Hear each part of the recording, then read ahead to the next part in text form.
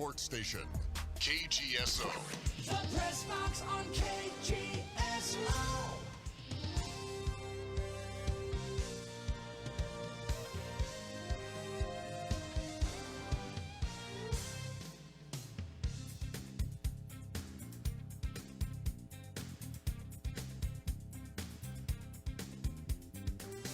One hour into the books. We got another hour to go. You're listening to Wichita's longest running sports talk station, KGSO.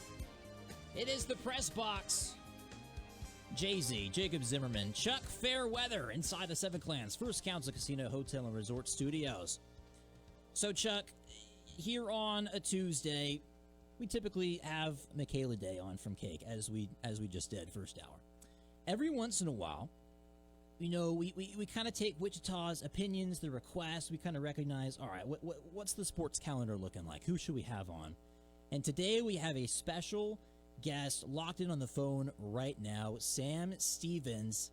He's down in the Charlotte area, North Carolina. He's getting ready for the PGA Championship, and, well, he's from right here in Wichita. Sam, what's going on?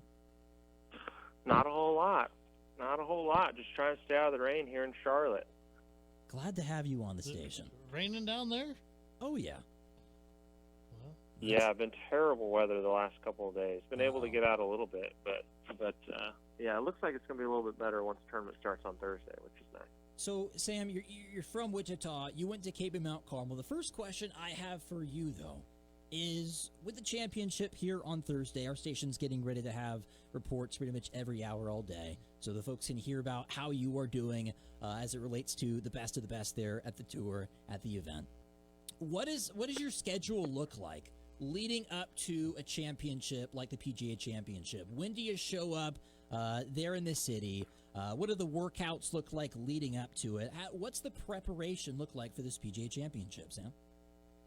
You know, it doesn't change a whole lot week to week for someone like me. You know, those top guys, they might take the week off before and, you know, try and rest and get ready. But I was up in Philadelphia playing the PGA Tour event last week, so I just got in late Sunday night here to Charlotte. And then, you know, normally you practice and, yeah, just kind of a normal, try and treat it like a normal week. You know, obviously it's you know, you get out there and the grandstands are bigger, and there's a few more fans out there than you know, your kind of run-of-the-mill PGA Tour event. But I think for me, if I can just kind of treat it like a normal week, that'll get me in, you know, kind of the best mental spot to just go out there and play as well as I can. If you start putting too much pressure on yourself, like it's, you know, a big week or I got to play well, it's a little easier to kind of psych yourself out, for me anyway. So I'm just kind of treating it like a normal week. A little practice yesterday in between thunderstorms, kind of same thing today, and just trying to rest up and be ready to go. So in terms of your connection here to Wichita, you went to Cape and Mount Carmel. How do you stay connected to the community? You're out and about. You're in different cities pretty much year-round. Like, how do you balance staying connected to your roots while also being on the PGA Tour? Well, I'm still living in Wichita, Nice. so on my off weeks I am home. I got 3 little boys, so they take a lot of my time. But you know, I play out at Crestview Country Club out there on the east side, and there's quite, you know, the golf in Wichita is actually a little bit underrated, but there's quite a few good young players, and I kind of like to help them out. A few guys that are in college or just turning pro, and then there's a couple of really good high school players that I'd like to get to know a little bit better. But you know, I think that I take a lot of pride in you know, we had some good teams at Capon. Coach Novascone, he's still the coach over there. He does a great job, and he helped me. He helped me a lot in high school, kind of just mature as a player and get a lot better. So I like to help out those guys. They practice out at Crestview a little bit, so when I see them out there, I like to give them a word of encouragement. But yeah, you know, like I said, I got my family, so I got a lot on my plate between being gone 35 weeks a year and then trying to keep everybody in line when I'm home. But Wichita's a great place, and it's a great golfing city for sure. Talking with Sam Stevens. He turned pro back in 2018. He's been on the tour since 2023. Look, Sam, when did it kind of hit you that, hey, I could actually do this for a career? When did that dawn on you, and how did that really play out? How did you get into the tour?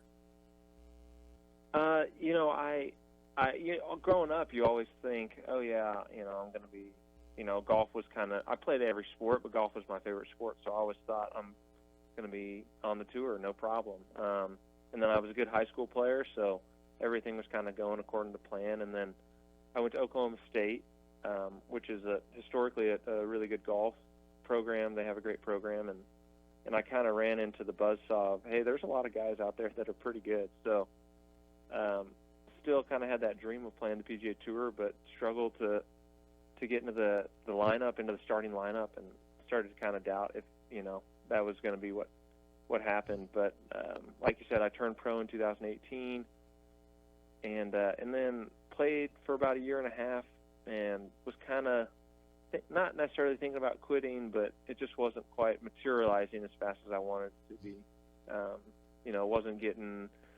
Wasn't working my way up as fast as I thought. But when COVID hit, it was actually a huge kind of blessing for me, and was able to just kind of get to work.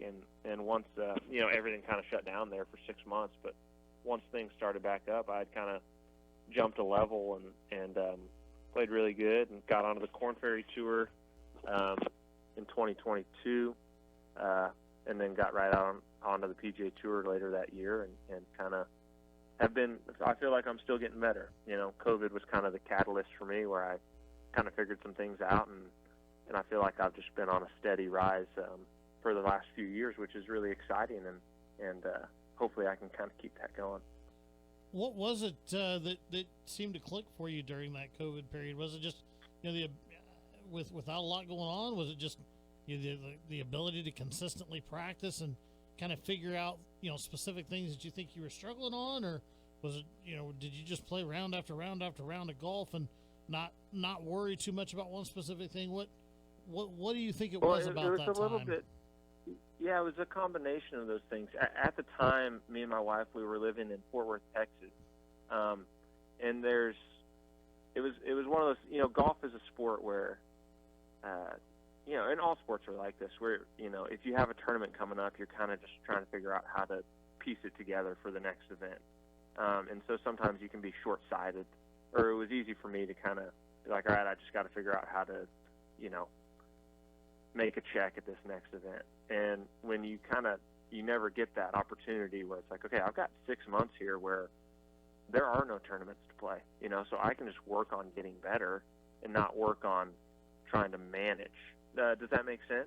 Yeah. So kind of a combination of that mindset, and then I had a group of, of other guys that were playing professionally, maybe 4 or 5 of us at the time, and, just kind of getting out there and competing with them every day. And, some of those guys have gone on to play on the PGA Tour and Korn Ferry Tour, and it was just one of those things where it kind of all came together at the right time. And one of those guys that was playing with me every day is now caddying for me out here, so it's kind of cool that it worked out that way. And it was just, at the time, it's like, how am I going to provide for my family? How am I going to make any money?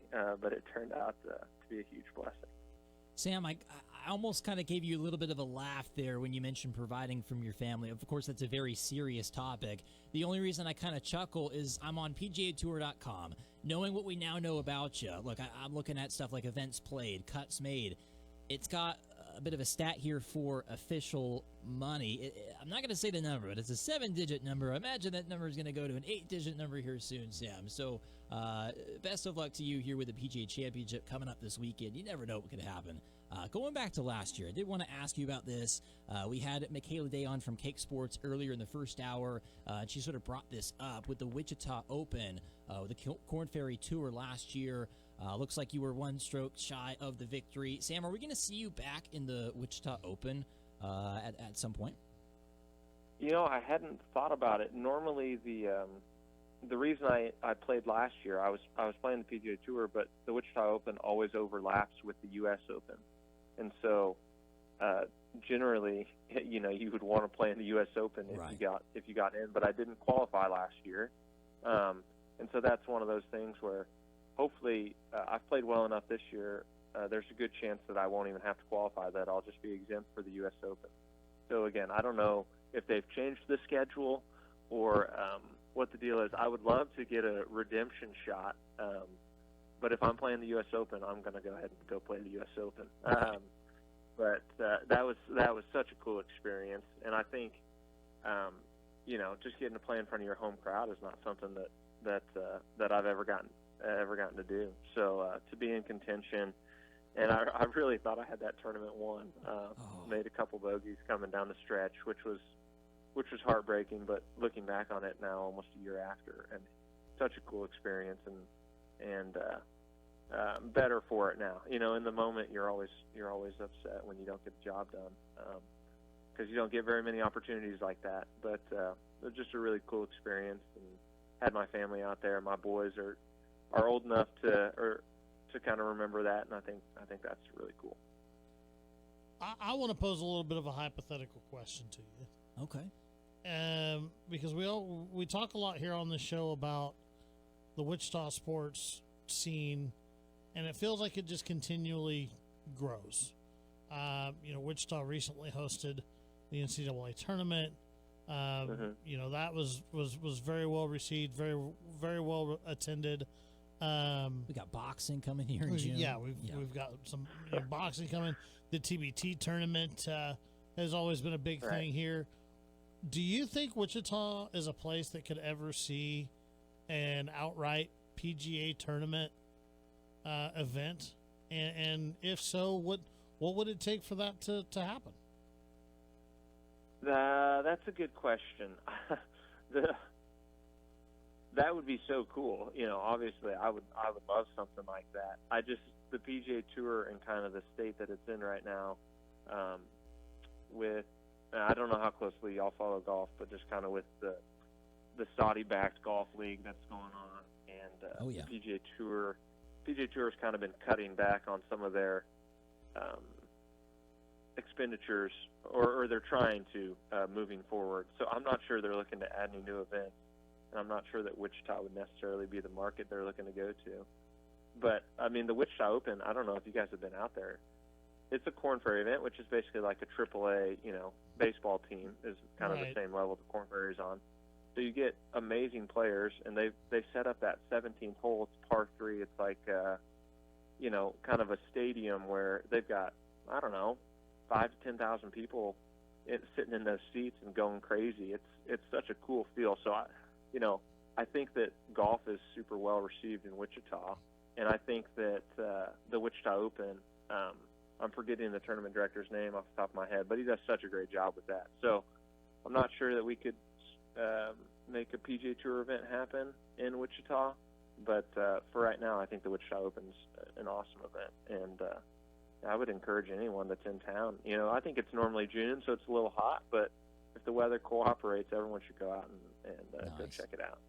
Talking with Sam Stevens. He's from here in Wichita. He's a golfer. He's going to be in the PGA Championship later this week. Stay tuned to this station to hear hourly reports on Sam and the rest of the golfers down there at Quail Hollow in Charlotte. I want to get to the course in just a sec, but Sam, you mentioned the key 3 letters. Usually on this station, I kind of joke around. It's not the cuss words, it's the cuss letters, NIL. But look, you said LIV when it comes to golf. I just want to get your perspective as a guy who is still new to the PGA Tour relatively. You've probably had a perspective. I'm sure you got a lot of thoughts. I don't want it to be the case where, interviewer or reporters, leading you a question to answer in a certain way. So I'm simply just going to give you the floor, give you the platform to comment on the LIV Tour and kind of the direction of golf professionally.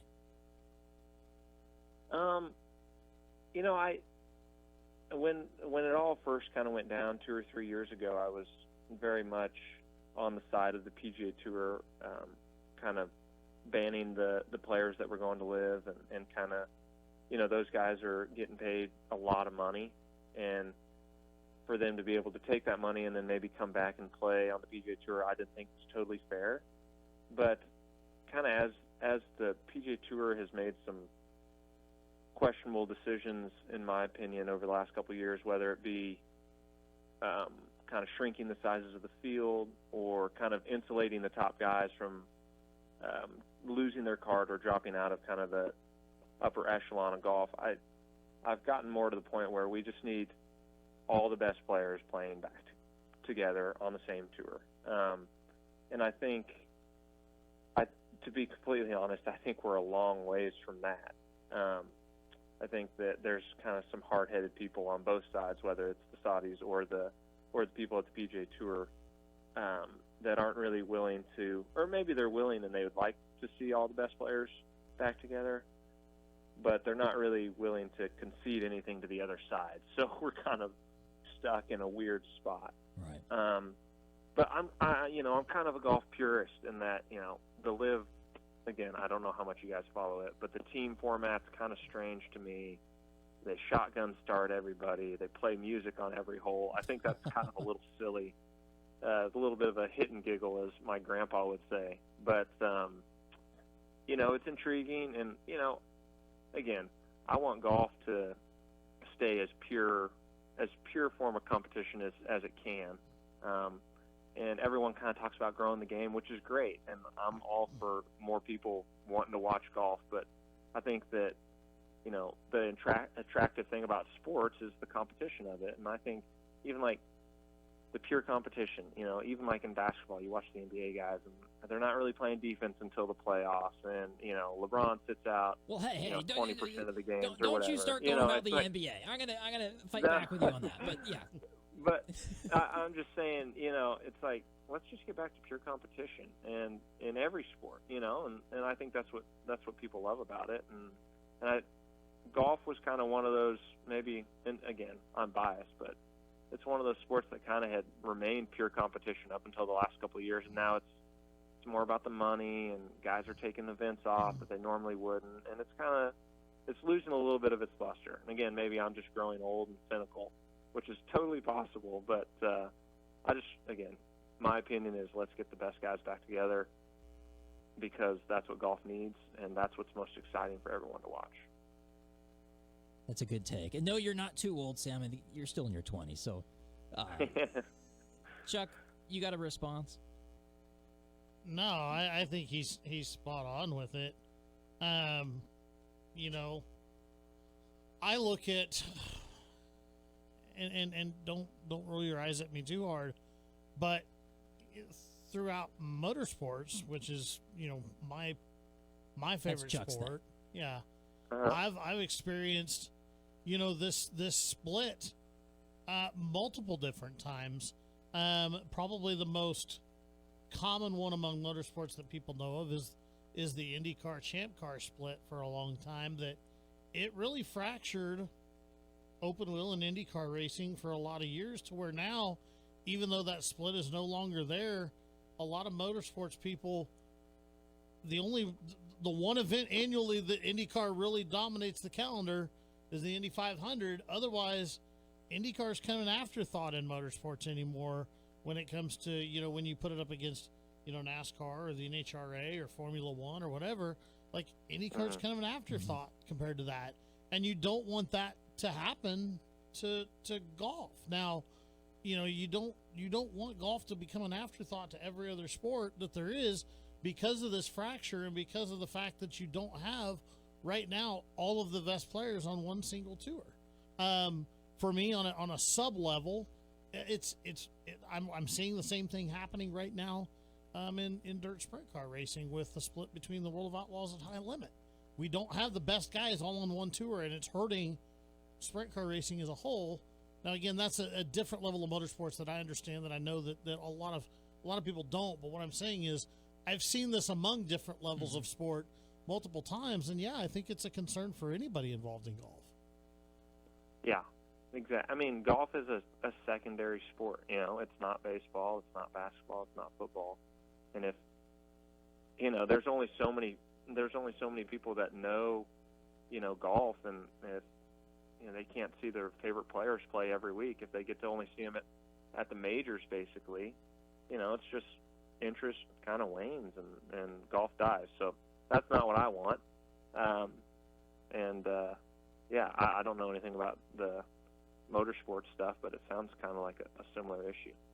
Getting close to the end of this segment here, Sam, I do want to kind of get your take on Quail Hollow, the course, your personal goals and expectations for how you're going to do in the PGA Championship. I know looking at various sports books or not, you're actually favored to make the cut, maybe about a plus 475 to finish top 20. I don't know, but I'm really curious to see how you're going to do based off of the feel you've got so far. What are your personal expectations, and how do you like the course? The course is awesome. It's kind of everything you expect about a major championship. It's long. The rough is pretty thick. Despite all the rain, they have what's called a sub-air system, which they run air underneath the greens. It keeps them firm. So the fairways are soft and the ball's not rolling. The course is playing long and the greens are firm. So, it's going to play hard, which is great. I think that for me, I can play well when the scores are low, but I generally feel like I play better when, there's some carnage out there.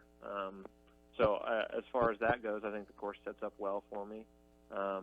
I've played in a couple of majors, and kind of like I said earlier, I think obviously the majors are the most important tournaments, and they're the most fun and the biggest events and the best players. But I think I've put a little too much pressure on myself maybe in the first few majors that I've played in. And I think that's led to I haven't played bad in the majors.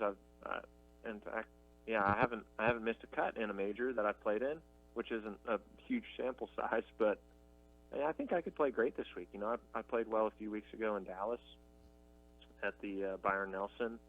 And I think that my game is in a really good spot. I played solidly all year, and so that plus 475, that's a little weak. I feel like I feel like that could be even money for me. So let's go.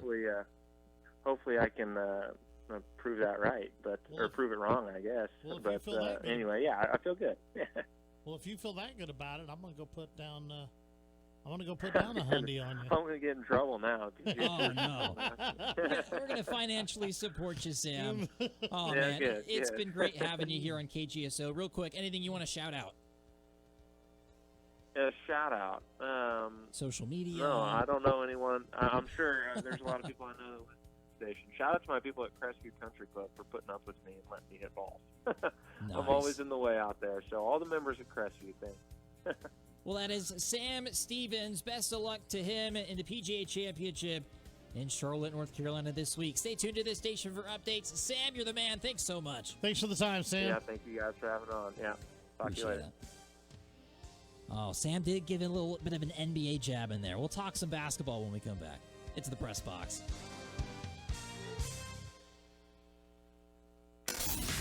This segment of the Press Box is brought to you by Wichita Clear Bra, the ultimate car care and protection. Online at wichitaclearbra.com. The Press Box on KGSO. If you love to throw bags, then you don't want to miss the Wichita Riverfest Throwdown Cornhole Tournament, June 1st in downtown Wichita. There will be 2 different divisions to register. Go to kgso.com and register your 2 per team for either the competitive division or the button bracket. There will be cash prizes for the competitive division with a $40 team registration fee. Or for button bracket players, you'll have a chance to win great prizes. Don't miss the Wichita Riverfest Throwdown Cornhole Tournament with the Cornhole Cave and Wichita's sports leader, KGSO. Maximum Outdoor Equipment and Service is growing and ready for mowing season. Come see our new location at 21st and Andover Road or visit Kellogg and West Street. Mowing season is easier with the productivity of a Walker mower from Maximum Outdoor. Walker mower's compact design for easy maneuvering, out front deck for trimming, and a variety of attachments helps maintain a healthy lawn. Test drive a Walker mower at Maximum Outdoor's newest location, south of 21st and Andover Road, or south of Kellogg on West Street, or MaximumOutdoor.com. Maximum Outdoor Equipment. We all need someone in our corner, especially when searching for a job. Kansas Works has a network of friendly, knowledgeable professionals who've helped thousands like you build a quality career. Who better to help with writing a resume, finding training, or other personalized services than a fellow Kansan who is closely connected to employers in your area? Kansas Works is in your corner, and it doesn't cost a thing. Just visit kansasworks.com to find a workforce center near you. And that's how Kansas works. Sponsored by the Kansas Department of Commerce and aired in cooperation with this station. They said the sedan was gone, that